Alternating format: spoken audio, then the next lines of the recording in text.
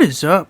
Hopefully you guys are having a wonderful day. Back with some more Resident Evil 5, and today is my last part of my why I believe Resident Evil 5 is the most botched Resident Evil story of all time of any of the major Resident Evil games. Part 3, talking about the main antagonist itself, Wesker.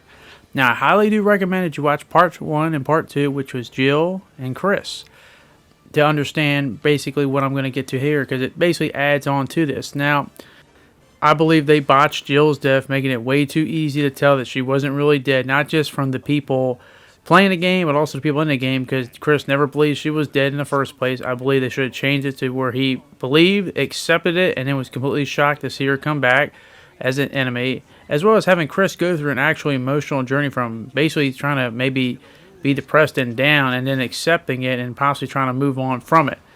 I feel like these things would have added more emotional impact to the journey. But the other thing that really gets botched, and it has to do with Wesker. Now, I'm going to say something that might be a really big hot take, but I honestly believe this. I think Resident Evil 5 Wesker is the worst incarnation of Wesker. And no, I am not joking. I honestly believe he's that bad. Not that I think he's all terrible, but he's not very good. Average at best. Now, that's not to say that he doesn't have moments of looking cool, but I think that's my biggest problem with him. He looks cool. He's got that Matrix looks down pat, and yeah, his abilities are definitely terrifying, especially when you first encounter him at the mansion when it's Chris and Jill. But that's my problem, is that he looks cool, and sometimes he sounds cool. And yeah, his abilities are impressive, but in terms of being an impactful villain, he really misses the mark on a lot of things. And I honestly think not just that. I think this game is an absolute disservice to him, because he is Resident Evil's greatest villain. And I think they really, honestly disrespect him so much. Honestly, if I was a diehard Wesker fan, I'd be more insulted by this game than anything else. But let's get into the why I believe Resident Evil 5 ultimately failed Wesker, because I think they did him really, really, really dirty. But let's start off with the first thing. They treat him like a joke. I mean, I'm going to be the first one to admit, I'm not the biggest fan of Wesker's whole motivation of why he's doing what he's doing in the first place. And that is the right to become a god, or be a god. And I'll be the first one to admit, this is just, like, of all the things you could have given Wesker to be ultimately doing, this is just not one of them. Because this, to me, just feels so disconnected from the other Wesker's character from the earlier games. I mean, the early games, they seem so much more cooler and intellect. Here, it's just like, you know, he keeps talking about it over and over. I mean, it gets so bad that even Chris makes fun of him about it multiple times. Let me clarify something for you, Chris. I don't think of myself as a king. Oh, great. I feel more crazy talk coming on. No. I am a god. And even kings bow to gods. A god? I never had it to begin with. We have to stop him. The human race requires judgment. You're going to judge us? You get all your ideas from comic book villains? It just sounds so corny and just not Wesker at all. Like, this was the same guy that, you know, had that cool exterior all those years before that we saw, you know, sitting in the chair, taking over assets of Umbrella, being this really cold, calculated, intelligent individual. No, he just sounds so just, and he keeps going on over and over, becoming a god, I have that right because I have Earl Burroughs. Like, no, this is just lame. Give him some new material, but this is just not the material he needed to become a compelling villain for an endgame. Another thing I don't like about Wesker is how, other than when he's in his fights, he's really a non-factor in this game. I mean, he barely does anything. He shows up in a few cutscenes, but half time he's just sitting there monologuing about becoming a god. And I'm just thinking, you know, I'll tell you a little secret about me. I really like supervillains. I like villains probably a little bit more than heroes, because they're ultimately the straw that stirs the drink. And to me, the villains aren't being very compelling, interesting, and just doing whatever it is they're doing depending on the story, the heroes aren't going to be looked at too much as great as that. And to me, I always imagine if I was Wesker and I knew Chris was coming here, and I really wanted to really hit it to Chris since I have a huge hatred and grudge against Chris, how would I do that? The problem here is Wesker has so much material to work with, and he chooses to use none of it.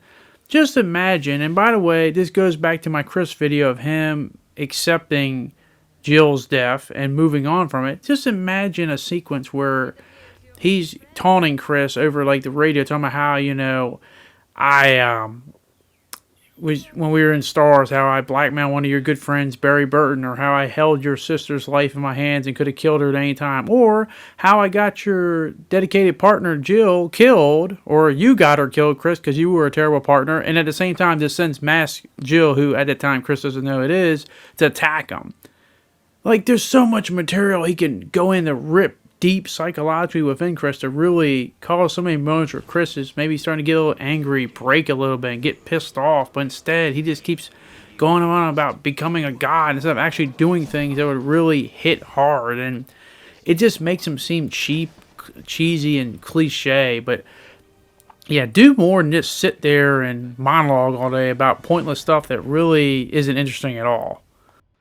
Another thing that's annoying about him is, you know, for a guy that's supposed to be pretty intelligent, he's really stupid. So he keeps, every time he encounters Chris, he's always like, oh, I'm on a time limit. I can't do this anymore. I got 7 minutes, I'm on a time limit. And he does it multiple times. I'm just thinking, dude, how many times have you failed to kill Chris because you didn't take it serious or you're BSing around? There is no time limit for you to do what you're going to do because no one else can stop you. Only Chris and Sheva can stop you at this point.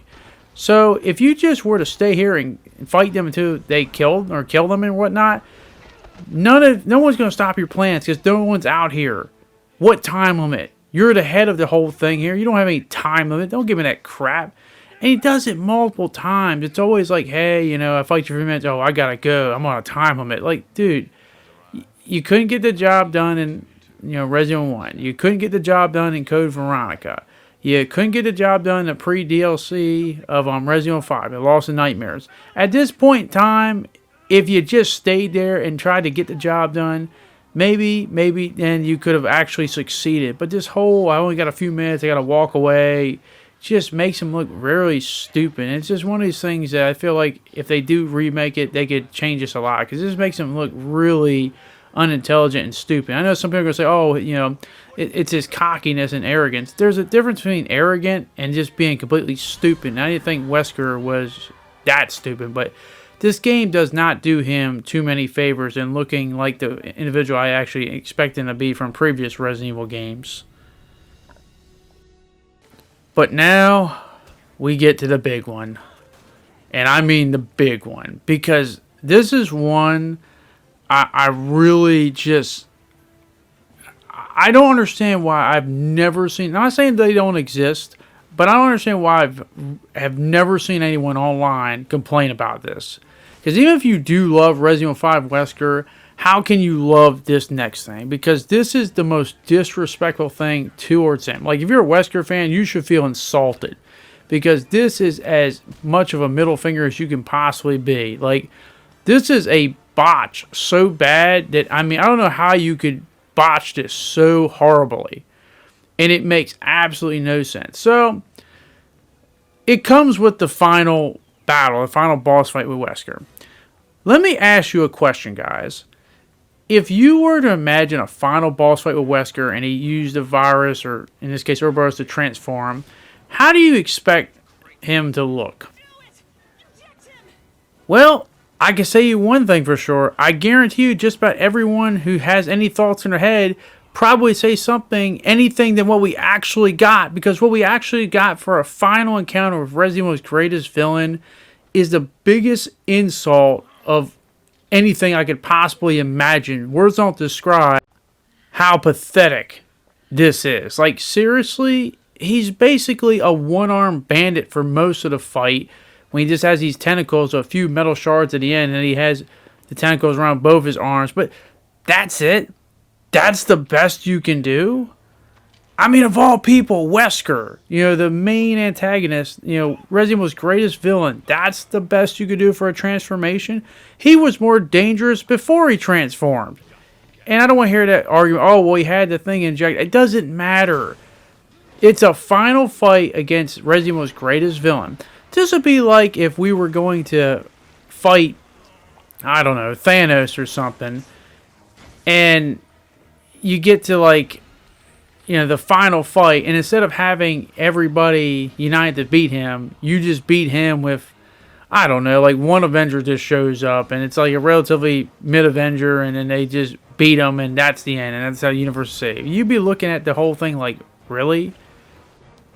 And not to mention how he gets beat. The fight is way too easy, and you just shoot him enough times, and he falls in a lava. And I know some jackass down below is going to be like, oh, well, they fired 2 rockets at... Oh, really, did they? Wow. Jeez, I mean, good God Almighty, I mean, damn. I mean, this is it. That's all it took. He's just like every other generic enemy boss you've ever defeated, period. That's the problem. This is freaking Wesker. So, let me give you an idea of what I think they should have done. Since Godzilla is really popular these days, there'll be a lot of movies and success, if Wesker was going to have a transformation, I would have him have a kaiju-sized transformation. In fact, since I heard this recently yesterday, a possibility of another Godzilla movie being made in the whole MonsterVerse, and one of the ideas was possibly bring in Decidroia, which is one of the kaiju that actually killed Godzilla. And I was thinking of Wesker transforming into like a Decidroia looking form. Basically, he looks like the devil. And I'm thinking that would be something that I could expect Wesker to look like. But here's my idea. And this is where I say it makes sense if you watch both my Jill and Chris videos to tie what I'm about to tie in together, because it comes full circle. Now, when Jill gets the mind control device off her, I'd have Chris and Jill team up for the final section of the game to bring back the partners. I feel like if people are going to have a say at putting in Wesker, they should be the ones doing it. No disrespect to Sheva, but she goes off with Josh. I'd have the rest of the game go the same way as the original, but just with Chris and Jill. And I'd have it where they basically get to the volcano and they got to fight Wesker, and he transforms into this Decidroia-looking kaiju abomination of a monster that they realize that both of them cannot defeat because he's too much. Because this next moment, I think, would be one of the most iconic moments in Resident Evil, as well as the most satisfying moments at the same time, and it would do a lot of respect and justice to everybody. If you remember in my Chris video, I talked about how the bar sequence in RE6 should have been in RE5, and that after Jill's supposed death and after Chris has accepted death, he would go in a similar situation where he's kind of just like break off from the world. He doesn't want to be around, doesn't want to do any fighting anymore. And I mentioned 3 individuals find him to bring him back to his senses and to overcome the grief he's just suffering and accept it and move on and keep fighting. Those individuals are Barry, Claire, and Rebecca.